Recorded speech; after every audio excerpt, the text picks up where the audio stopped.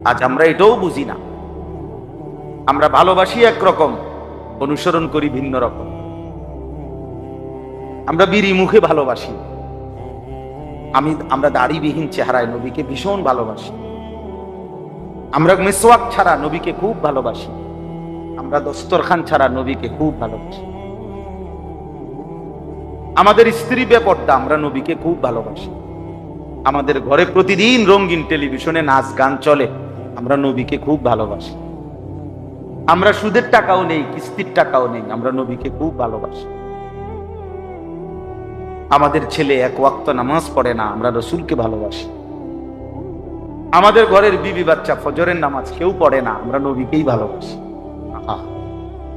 এত বড় জুলুম, এত বড় মিথ্যা দাবি পৃথিবীতে আর কারো ব্যাপারে হয়েছে কিনা সন্দেহ আছে, সন্দেহ আছে। ইনসাফের সাথে দেখেন, ইনসাফের সাথে দেখেন, পৃথিবীতে কোন দল পার্টি, ওই দলের নেতা কর্মীরাও এরকম ভালোবাসা দেখাইছে কিনা নেতার প্রতি, এটারও নমুনা নাই, এটারও নমুনা। অথচ আমাদের ভালোবাসা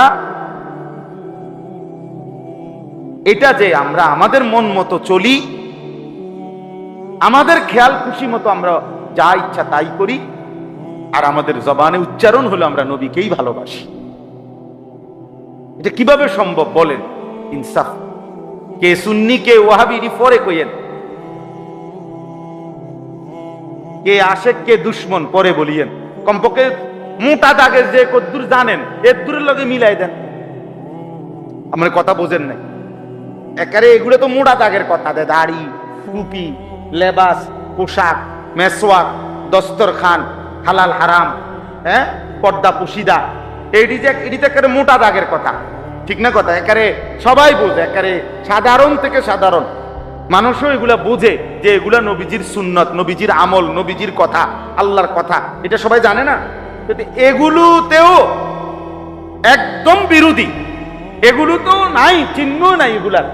ওই লোক নবীজিকে ভালোবাসে, এতে যে গাছ জোরে কথা কয়, চিল্লায়, চিৎকার মারে, ঘটনাটা কি তার?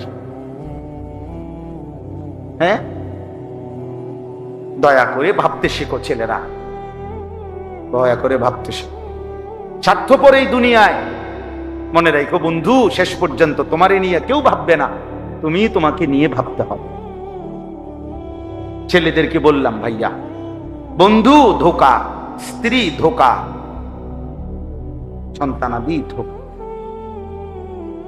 স্বার্থপর এই দুনিয়া, শেষ পর্যন্ত তুমি ভাঙবে, একাই ভাবতে হবে। আমার যেদিন পাও ভাঙছে সেদিন আমারই পাও ভাঙছে, শুধু আমার বউর পাও ভাঙে না, আমার পুতেরও পাও ভাঙে।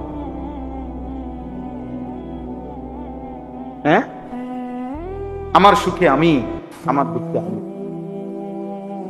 এই জন্য আমরা প্রত্যেকেই ইসলাহি মজলিসের আজকের এই মোবারক বরকতময় মজলিসে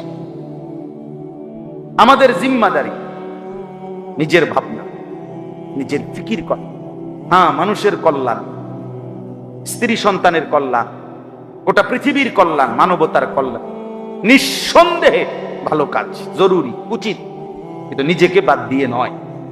মানে আমি যেটা বুঝাইতে চাইতেছি, নিজেকে ভুলে, নিজেকে বাদ দিয়ে। আল্লাহ তাআলা আমাদেরকে বুঝ দান। চলেন তাহলে যে কথাটা বলতেছিলাম, কোরআনুল কারীমের মধ্যে আছে আল্লাহ তাআলার কাছে ইব্রাহিম আলাইহিস সালাম দোয়া করছেন মানাসিক। আল্লাহ বলছে প্রত্যেক জাতির জন্য আমি নির্ধারণ করেছি মানাসিক, মানসাক। এই শব্দটার তিনটা অর্থ। একটা অর্থ হলো হজ, একটা অর্থ হলো কুরবানি, একটা অর্থ হলো সমস্ত ইবাদত। অতএব এখন আল্লাহ তাআলা বলতেছে ফাইদা কদাইতুম মানাসিকাকুম, যখন তোমাদের হজ্জের কার্যাবলী শেষ হয় তখন তোমাদের করণীয় কি? অথবা যখন তোমাদের কুরবানির কার্যাবলী শেষ হয় তখন তোমাদের করণীয় কি? অথবা যখন তোমাদের কোনো ইবাদত, নির্ধারিত ইবাদত, নামাজ, রোজা, হজ, যাকাত, এরকম নির্ধারিত কোনো ইবাদত যখন শেষ হয় তখন তোমাদের করণীয় কি? তো এই জন্য আমরা এখন তিন শ্রেণী এখানে আছে। মনে করেন আমি হজ করে আসছি, তো আমার করণীয় কি? আমরা যারা কোরবানি করছি আমাদের করণীয় কি? আর তোমরা যারা কোরবানি করো নাই, হজ করো নাই, বাকি কোনো না কোনো ইবাদত আল্লাহর হুকুম মানছো, তা আমাদেরও করণীয় কি? এই জন্য একসাথে বললাম আর কি। আল্লাহ তাআলা বলেন ফাইজা কাদাইতুম মানাসিকাকুম, যখন তোমাদের হজ্জের যাবতীয় কাজ শেষ হয়। এখানে প্রধান মানে পূর্বাপরের মিলের কারণে প্রথম অর্থ এটা, আর ওই দুই অর্থ এটার সাথে কি করা যাবে, অ্যাড করা যাবে।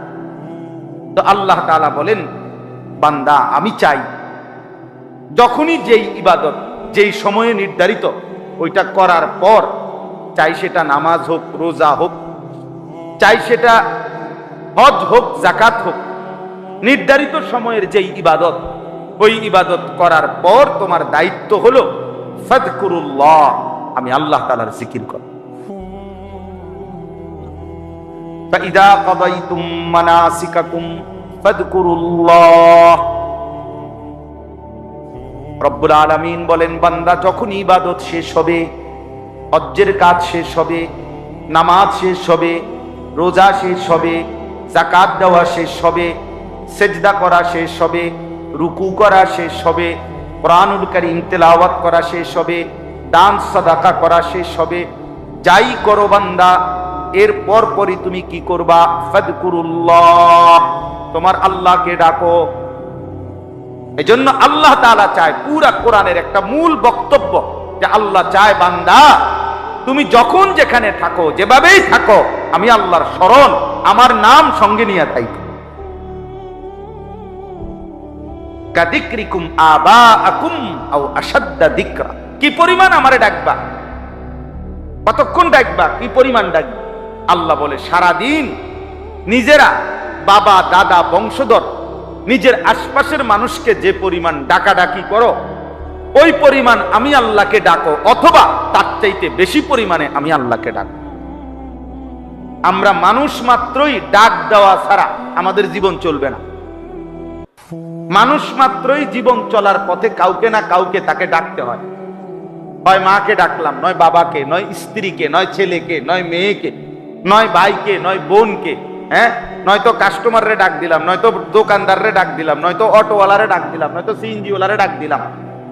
মানে কেউ না কেউ চলার পথে আমরা জীবন চলতে গেলে সারাক্ষণই আমাদেরকে কি করতে হয়, ডাকাডাকি করতে। তো আল্লাহ বলেন সারাদিনে যত ডাকাডাকি করো বান্দা, কমপক্ষে ওই পরিমাণ আমি আল্লাহরে ডাকো, অথবা তার চাইতে বেশি পরিমাণ আল্লাহকে ডাকো। তার চাইতে নিচে যেন না হয়, এর চাইতে কম যেন না হয়, এর চাইতে কম যেন। তার মানে আল্লাহ তাআলার মূল চাওয়া যে বান্দা যখন তুমি যেখানেই থাকো, আমার ইবাদত পালন করার পরে আমারে সঙ্গে নিয়ে আমার নাম স্মরণ করো। ফাইদা কুদিয়াতিস সালাতু ফান্তাশিরু ফিল আরদ ওয়াবতাগু মিন ফাদলিল্লাহ ওয়াযকুরুল্লাহা কাসীরা। এই যে আল্লাহ বলে যখন নামাজ শেষ হয় তুমি জমিনে ছড়িয়ে পড়ো, আমার দেওয়া রিজিক তালাশ করো, মানে যার যে কর্ম ওই কর্মে লেগে যাও, তবে ওয়াযকুরুল্লাহা কাসীরা, বেশি বেশি আল্লাহকে স্মরণ করো। লাআল্লাকুম তুফলিহুন, নিশ্চিত তাহলে সফল হবে, কামিয়াব হবে, কৃতকার্য হবে, জান্নাতি হবে। তাহলে নামাজ শেষ করে বান্দার করণীয় কি, আল্লাহর জিকির। বলেন না বান্দার করণীয় কি, আল্লাহ। হজ শেষ করে বান্দার করণীয় কি, আল্লাহর জিকির।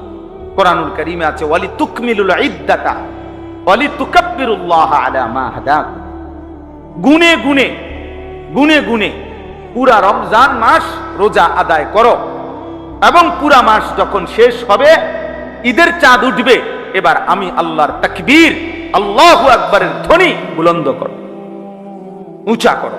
এজন্য আমরা ঈদুল ফিতরের দিন কি পড়ি, আল্লাহু আকবার, আল্লাহু আকবার, লা ইলাহা ইল্লাল্লাহ, আল্লাহু আকবার, আল্লাহু আকবার, ওয়ালিল্লাহিল হামদ। এই যে আল্লাহ বলেন আমার নাম বুলন্দ, আমার নাম বুলন্দ। এভাবে বারবার আছে ওয়াযকুরুল্লাহা ফি আইয়ামিন মা'দুদাত। রব্বুল আলামিন বলে কোরবানির এই নির্ধারিত দিনগুলোতে আমার জিকির করো, ওয়ায়াদকুরুসমাল্লাহ